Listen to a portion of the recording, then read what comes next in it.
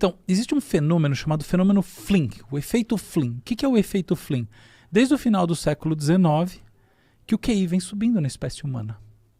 Olha que coisa louca. Que ótimo, né? Então a gente vem ficando mais inteligente. Mas olha... O que está nos deixando mais inteligente? O acesso à informação mais rápida? Isso. Então, é uma longa discussão, mas vamos lá. O que mede um teste de QI? Acho que a melhor maneira de avaliar isso é pensar o que mede o teste de QI. Em última análise, o teste de QI não mede pensamento formalizado. Gire uma figura, blá, blá, blá. Que palavras que completam... Não é? Formalização. Formalizar na prática não quer dizer conhecer regrinhas. Sim. Vamos pensar como é que era a vida no final do século XIX. Você andava a cavalo, aí você põe o cavalo lá, então o poder do seu cavalo estava determinado pela força física, musculatura, você viu o cavalo lá e era isso. A máquina, mesma coisa. A vida tinha essa linearidade física maior do que hoje em dia. Hoje, conforme os anos foram passando, a gente foi perdendo essa relação. As coisas foram ficando mais abstratas. Pensa na bomba atômica, o grande marco. Como é que é uma bomba menor que a maior parte das bombas que é capaz de explodir uma cidade? E hoje em dia, a bomba de hidrogênio acabar com o mundo. Entende? Eu tenho muito medo disso. Pois é. Porque essas pessoas guardam tanto poder nuclear assim, mano? Isso é muito legal a gente discutir. Isso vale a pena. A gente vamos. Mas só para concluir esse aqui. Olha só. Então, no fundo, o que a gente veio fazendo ao longo de décadas, vamos um pensamento maluco. As pessoas morrem, tá? Mas do ponto de vista da espécie, imagina que só tem um ser humano que nasceu até hoje e continua vivo. Porque, no final dos contos, o que faz a seleção natural? É o nosso genoma. É que o corpo da gente é só um invólucro. O que passa de geração a geração? O genoma.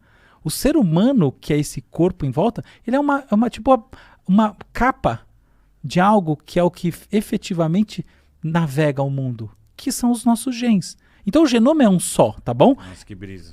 Brisa master essa. Então, assim, nós corremos transversalmente a nós mesmos. A gente está aqui enfileirado, um monte de gente que nasceu e morreu. Até hoje, 113 bilhões de pessoas. Se eu falar assim, cadê as pessoas? Tem muito mais morto do que vivo, né? Não sei se você parou pra pensar isso. Cadê as pessoas todas? Estão todas mortas. Onde estão os seres humanos? Tudo debaixo da terra. Tá? Então, beleza, é isso. A proposta é o seguinte, não estão debaixo da terra, eles estão em nós mesmos. Tem um átomo em você de Jesus Cristo, com certeza. Com certeza. E tem outro de Hitler.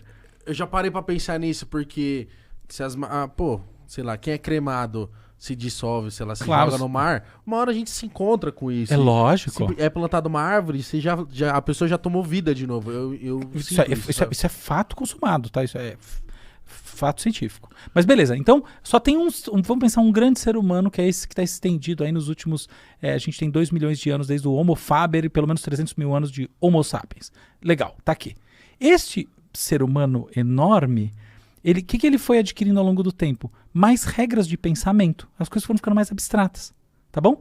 Então, o que aconteceu nesses últimos 100 e poucos anos, 130, 140 anos, para falar da nossa questão em si? O pensamento foi deixando de ser tão concreto, tão ligado à coisa que você vê. O que eu tô vendo é o que é. E ele foi se tornando tipo a bomba atômica. Cara, por fora é qualquer porcaria de bomba. Você vai ver, é um monstro. Então, as coisas foram ficando abstratas. A abstração do pensamento é o que leva o QI a subir de geração a geração. Então, por exemplo, minha filha, eu tenho uma filha que agora tem 5 anos, com 3 anos, ela já entendia que assim, ela queria ver o desenhozinho, e aí não funcionava, que era a internet que vinha do ar. Imagina isso, você explicar isso aí do final do século XIX para um adulto que tem um negócio que vem do ar e faz funcionar. Nem a pau. Então, são abstrações. Ao mesmo tempo, ela cometia... Ela que a internet tá ruim? A internet tá ruim.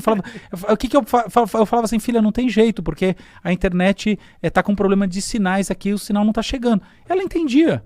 Agora, imagina outras coisas que são ridiculamente simples, ela não conseguia entender. Não consegue até hoje. Então, quer dizer, é uma cultura da abstração. Essa cultura faz o QI aumentar. Agora, olha por outro lado. Será que o cérebro em si está aumentando ou diminuindo? O cérebro está diminuindo. Sério? Sim. Por quê? Porque o esforço cognitivo é cada vez menor. Então, apesar do nosso QI estar aumentando, num certo sentido, a nossa inteligência está diminuindo para responder. Certo sentido sim, certo sentido não, você percebe? A nossa capacidade abstracional... Porque talvez a gente esteja mais preparado. E isso, ao mesmo tempo, a gente está se esforçando menos cognitivamente. E cada vez que a gente pensa, pô, vai vir um sistema e vai fazer todas as coisas para nós, a gente vai se esforçar menos ainda. Fica relaxado, né? Ao mesmo tempo, será que isso vai significar que o QI vai cair nas próximas gerações? Apesar de terem estudos mostrando que o QI já está caindo, eu acho que esses estudos são meia boca e a resposta é não. A inteligência medida, abstrata, segue subindo. Porque o grau de abstração segue... Pensa a discussão que a gente está tendo aqui há 10 anos atrás. Não precisa ser... Os caras falam, cara, esses três aí são malucos.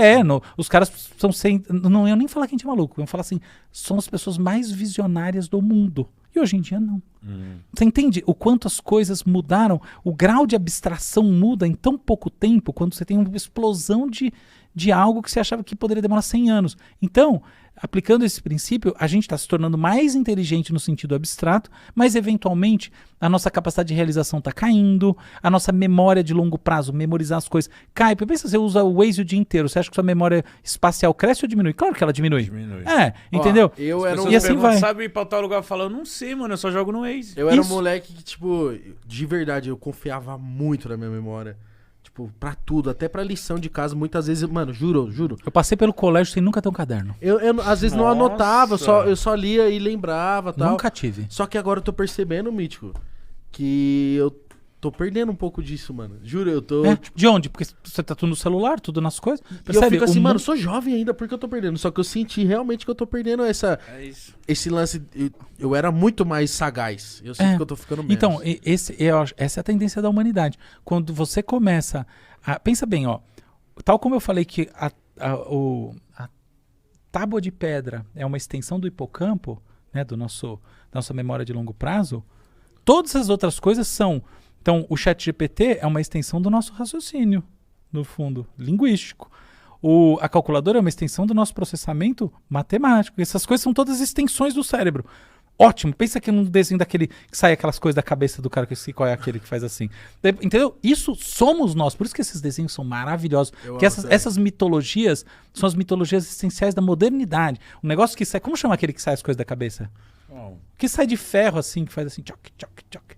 Caramba, não vou lembrar desenho, tô por fora. Esse é um